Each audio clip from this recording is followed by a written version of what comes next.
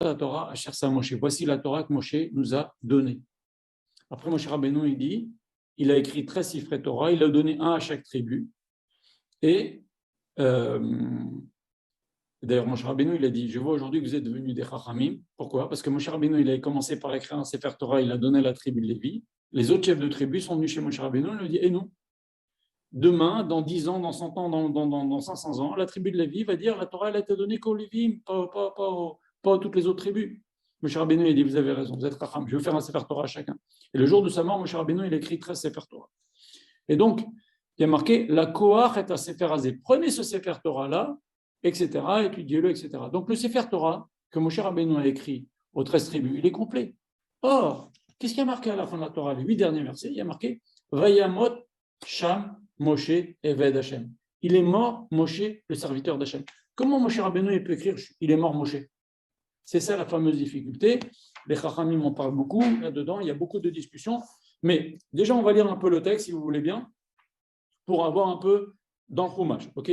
Vayamot Shem Moshe Be'eretz Moav, Al-Pi Hashem. Moshe Rabbeinu est mort.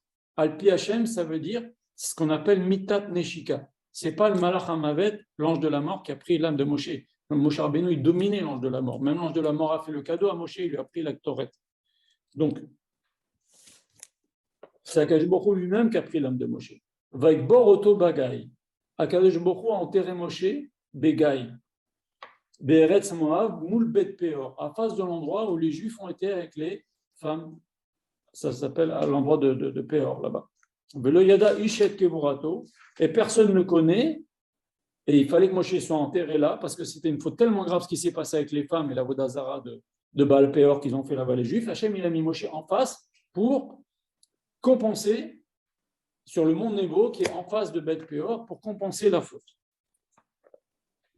Velo Yada Ishet Gevurato, et personne ne sait où est enterré Moshe Rabbeinu. C'est ce que dit la Torah. Comment Moshe Rabbeinu il a pu écrire tout ça? Il est mort. Il est mort ou il n'est pas mort? Si tu dis qu'il n'est pas mort, alors comment il écrit Vayamot Shem Moshe? Il ment quand il dit il est mort Moshe. Et si tu dis qu'il est mort, alors qui a écrit ces derniers versets il est mort Moshe? C'est ça la fameuse discussion. Après Boloïda Ishet Kevurato, personne ne sait où est enterré Moshe Rabbeinu. La Gemara elle raconte une histoire. Elle dit qu'il y avait des gens qui ont voulu. La Gemara elle dit pourquoi Akadosh Baruch Hu n'a pas voulu dévoiler où est enterré Moshe Rabbeinu? Parce que les Juifs vont venir sur la tombe de Moshe Rabbeinu, ils vont dire à Akadosh Baruch Hu, par le mérite de Moshe Rabbeinu, envoie-nous le Mashiach. Et Akadosh Baruch Hu, entre guillemets, sera obligé de nous envoyer le Mashiach. Donc Akadosh Baruch Hu, il a dit, je cache où est enterré Moshe Rabbeinu. Vous savez aussi que, je vous le dis, le Or Chaim Kadosh, il dit dans Parashat Rukat, Akadosh Baruch Hu, lo chafetz bedor shel batlanim, Akadosh Baruch Hu ne voudra pas libérer une génération d'ignorants en Torah. C'est pour ça qu'il n'a pas encore envoyé Mashiach, et c'est pour ça que maintenant, il y a un niveau de Torah, de diffusion de la Torah, comme il n'y a jamais eu dans toutes les générations. Il n'y a jamais eu une génération comme la nôtre où il y a autant de yeshivot, et de kolélim, et de gens qui étudient la Torah. Il n'y a jamais eu, de toutes les générations. Même à l'époque des Tanaïm Amoraïm, il n'y avait pas, en nombre, je parle en quantité, je ne parle pas en qualité, je parle en quantité. Il n'y a jamais eu comme ça. Et donc, Akadosh Baruch Hu, lo chafetz bedor shel batlanim, Akadosh Baruch Hu ne veut pas libérer des gens ignorants en Torah. Donc, il a attendu qu'on arrive. De toute façon, Akadosh Baruch Hu, c'est marqué aussi dans le Sefer Devarim qu'à la fin des temps, les Juifs ils vont revenir à la Torah. Donc, il y en a qui disent, et le Or Chaim Kadosh, il le dit ici dans Parashat Azinu, une des premiers qui va se lever au moment de Triyat HaMetim, c'est Avraham, Yitzhak, Yaakov et Moshe Rabbeinu. Et on dit que Moshe Rabbeinu, pourquoi il est enterré en dehors d'Israël? C'est qu'il va prendre toute cette génération-là qui est morte dans le désert, qui a vécu 40 ans dans le désert, qui est morte dans le désert. Moshe Rabbeinu, ils vont tous se lever avec Moshe Rabbeinu et ils vont rentrer en Eretz Israël. Ce que Moshe Rabbeinu n'a pas réussi à faire, ils sont tous morts dans le désert, et lui aussi il est mort là-bas à Arnevo. Il va le faire maintenant. Il y en a même qui disent que en fait, le Mashiach final, c'est Moshe Rabbeinu quand il y aura Triyat HaMetim. Il y a différentes opinions à ce sujet. Maintenant, regardez cette Gemara, elle est extraordinaire, le Rav il a expliqué. Ils ont envoyé un roi Racha, il a dit, mais c'est pas possible qu'on ne connaisse pas la tombe de Moshe Rabbeinu. On sait que la Torah nous dit qu'il est enterré à Arnevo. Il a envoyé des soldats aller chercher la tombe de Moshe Rabbeinu. Regardez ce que dit la Gemara.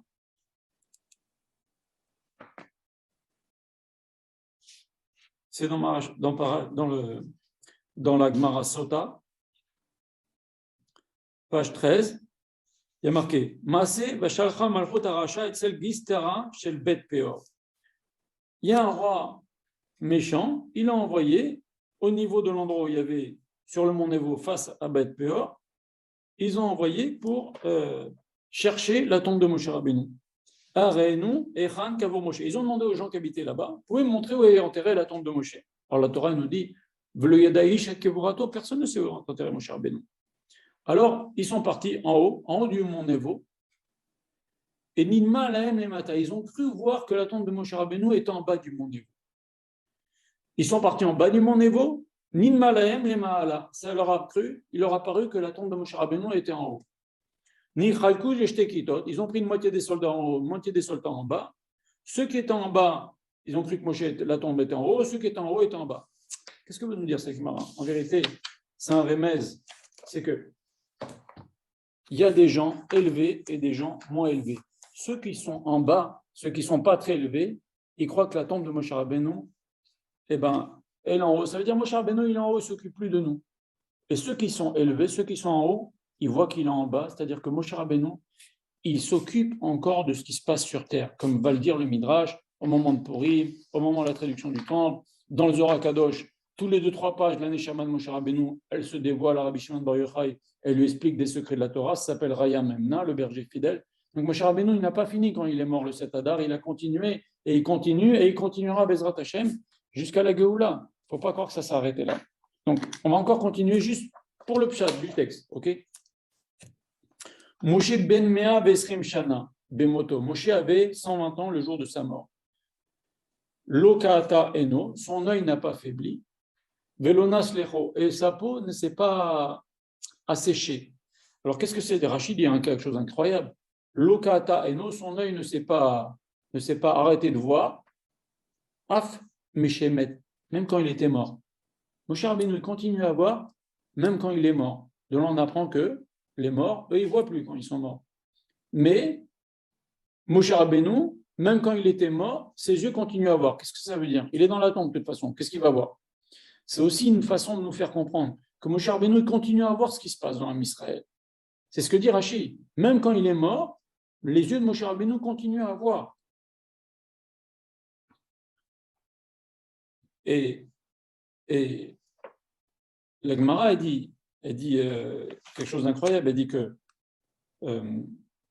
Moshe Rabbeinu, le jour de sa mort, quelque temps avant, il a fait la guerre contre Og Melech HaBashan, un roi géant très fort. Donc il était très fort, Moshe Rabbeinu. Et même on dit que il a été vers un certain endroit juste avant d'être enterré.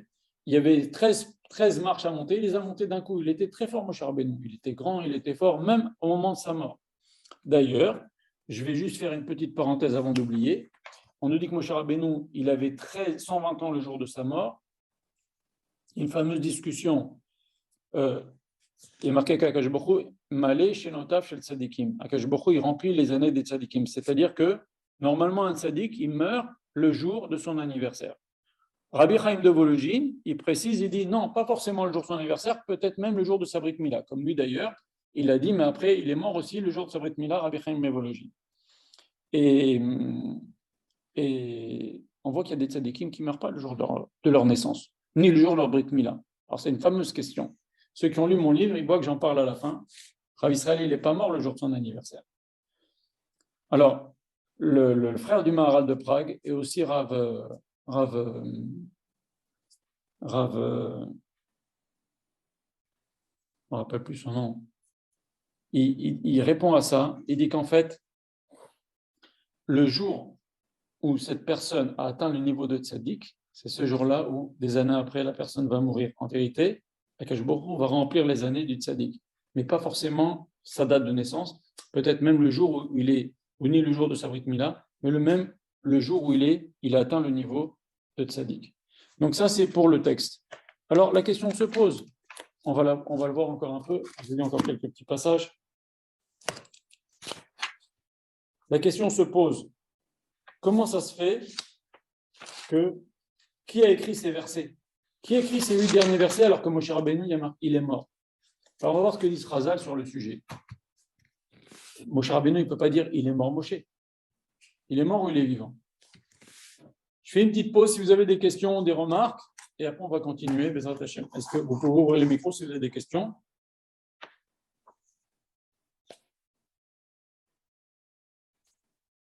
Pas de questions? On continue alors, les attachés. On continue. Et la Gemara, elle va plus loin. Elle dit quelque chose d'incroyable. Elle dit la Gemara, elle nous dit Amar Rabbi Yehuda, dans ma Masechet Sota Yud Gimel, toujours, qui raconte la mort de Moshe Rabbeinu, il nous dit il m'allait Mikra Katouf, si ce n'était pas marqué, Ifchar le Omro, on ne pourrait pas le dire. Eran Moshe Met, où est mort Moshe? Bechelko shel Reuven. Moshe Rabbeinu, il est mort sur le territoire des Reuven. Ve'eran Moshe Kavur. Et où Moshe est enterré? Bechelko shel Gad, sur le territoire de Gad. Otan Arban Milin, Mi Olicho, c'est 4000, ces 4 kilomètres-là. Qui a déplacé Moshe Rabbeinu? Melamed Shaya Moshe Mutal Bekanfa Shechina. Akadosh Baruch Hu, il a pris Moshe Rabbeinu, il a déplacé. Pourquoi Reuven, pourquoi Gad? On en parlera si vous voulez dans Parashat Vaïtranan, qui parle un petit peu de ça, mais ils avaient un srout particulier, Gad et Reuven, quand ils nous disent Yesh lanu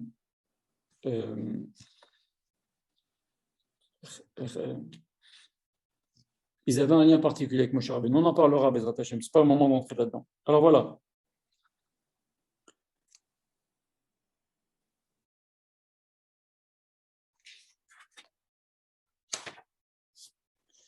Regardez ce que nous dit Razal.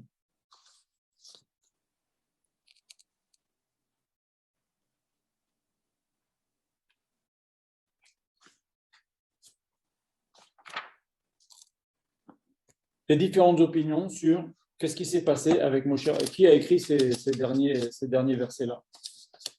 Il y en a qui disent que c'est Yoshua qui a écrit les 8 derniers versets, à partir de Moshe est mort jusqu'à la fin, qui raconte la mort de Moshe Rabbeinu, comment Akadosh Baruch Hu l'a enterré. Il y en a qui disent que c'est Yoshua, mais ça ne colle pas parce que c'est une opinion, mais on peut s'opposer à cette opinion parce que la Torah serait plus complète. Ils ont enlevé un mot, une lettre de la Torah, le Sefer Torah il est plus complet, il est plus cachère. Donc, si on dit que c'est Yoshua qui a écrit, alors comment on peut dire Vezot à Torah, Cher Sam Moshe, à Torah quoi, moins 8 versets? Ça ne marche pas tellement. Il y en a qui disent que jusqu'à là, Akadosh Baruch Hu disait à Moshe d'écrire le Sefer Dvarim, Moshe Rabbeinu il écrivait, et les 8 derniers versets, Moshe Rabbeinu il a écrit avec des larmes. Qu'est-ce que ça veut dire il a écrit avec des larmes? Des larmes, ça veut dire, c'est une explication qu'en vérité Moshe Rabbeinu il a écrit autre chose. Mais Akadosh Baruch Hu il a déplacé les lettres pour faire Vayamot Moshe. Mais en vérité, Moshe Rabbeinu, il a écrit autre chose, il n'a pas menti. Il a écrit autre chose. Mais Akadosh Baruch Hu, après, il a déplacé les lettres. Quand vous voyez Aziachir Moshe, la Shira, il y a du blanc, il y a des blancs. Entre chaque groupe de 2-3 lettres, il y a des blancs. Et on dit aussi que ces lettres-là, Akadosh Baruch Hu va les déplacer parce qu'il y a marqué Aziachir Moshe, c'est au futur. De là, on apprend qu'il va y avoir Triat Hametim dans la Torah, parce que Aziachir, Moshe Rabbeinu chantera. Donc, il y a là cette possibilité-là que les lettres peuvent être déplacés. Moshe Rabbeinu, il les a écrits. Après que Moshe Rabbeinu soit mort, Akadosh Baruch Hu, il a déplacé les lettres, il les a séparées différemment pour qu'on lise, nous, Vayamot Sham Moshe. C'est une explication. Maintenant, il y a une autre explication. D'ailleurs, on peut se poser la question. La Gemara nous dit que Moshe Rabbeinu, on a dit que Moshe Rabbeinu, il est mort le Shabbat. C'est pour ça qu'on fait Tzit 4a. Or, la Gemara nous dit que Moshe Rabbeinu, il a écrit 13 Sefer Torah le jour de sa mort. Alors, comment? On n'écrit pas le Shabbat. Alors, comment est-ce possible? Alors, il y a plein d'explications. Je vous donne une seule. Celle que dit le Harizal, elle est Atsum, ça fait trembler la vérité. Mais Moshe Rabbeinu, il est mort le 7 Adar, mais Akadosh Baruch Hu l'a fait revivre. C'est pour ça qu'il a pu écrire Vayamot Moshe. Il est mort Moshe. C'est vrai, il est mort, mais Akadosh Baruch Hu l'a fait revivre. Et là, il a eu le temps d'écrire les 13 Sifrei Torah, et ce n'était pas forcément un Shabbat. Donc, il serait mort le 7 Adar, et Akadosh Baruch Hu l'a fait mourir le 7 Adar, bête. Ça, c'est ce que dit le Harizal. Il y a plein d'explications, plein d'explications. Il y en a même qui disent, vous savez que ce n'est pas marqué Mefourage dans la Torah qu'il est mort le 7 Adar, comme ce n'est pas marqué Mefourage dans la Torah qu'il est né le 7 Adar. Donc, il y a plein d'explications. Rabbi Eliezer Agadol, ce n'est pas n'importe qui, il dit même que Moshe Rabbeinu serait mort le 7 Shvat. Mais ça ne colle pas, parce qu'on dit que Moshe Rabbeinu, même le Sifri, je l'ai envoyé aujourd'hui sur le groupe, il y a marqué, à la fin de la Torah, il y a marqué les Bnei Israël ont pleuré Moshe Rabbeinu 30 jours. De quels 30 jours? Apparemment, quand on lit le texte, c'est 30 jours après la mort de Moshe, ils ont fait 30 jours de deuil. Mais le Sifri dit ils ont pleuré Moshe Rabbeinu 30 jours avant, parce qu'ils savaient qu'Akadosh Baruch Hu a dit à Moshe Rabbeinu, tu vas mourir. Et donc, Moshe Rabbeinu, il s'est préparé. Il a commencé Rosh Chodesh Shvat à écrire le Sefer Dvarim pendant 36 jours jusqu'à la veille de sa mort. Et donc, les Juifs, ils ont commencé à prendre le deuil déjà avant la mort de Moshe Rabbeinu. Ils ne voulaient pas se séparer de Moshe Rabbeinu. Et maintenant, une autre explication que le Rav a donnée, c'est que Moshe Rabbeinu est mort le 7 Adar. Il y a différentes parties de la Neshama. Il y a Neshama, Ruach, Benefesh. Et la Neshama de Moshe Rabbeinu a quitté Moshe Rabbeinu un vendredi 7 Adar. Et il avait écrit ce jour-là les Sefer Torah par Nes avec un Shem Kadosh. Il écrit tac, tac, tac, tac. Vous savez, un Sofer, il met un an pour écrire un Sefer Torah. Moshe Rabbeinu, un jour, il en a écrit 13. On a du mal à s'imaginer Moshe Rabbeinu. Mais... Et après, Moshe Rabbeinu, on dit que c'est Shabbat, voilà, on dit Titkatra Mincha de Shabbat. Il a commencé à perdre sa Neshama le 7 Adar, qui n'était pas Shabbat, selon cette opinion-là, et il a perdu son Ruach et son Nefesh le 8 Adar, qui était Shabbat. Donc, il y a plein d'opinions là-dessus pour expliquer comment est-ce possible que Moshe Rabbeinu, on dit qu'il est mort le 7 Adar, qu'il est mort un Shabbat, et qu'il a écrit le même jour. Alors voilà, on vient donner différentes explications. Voilà.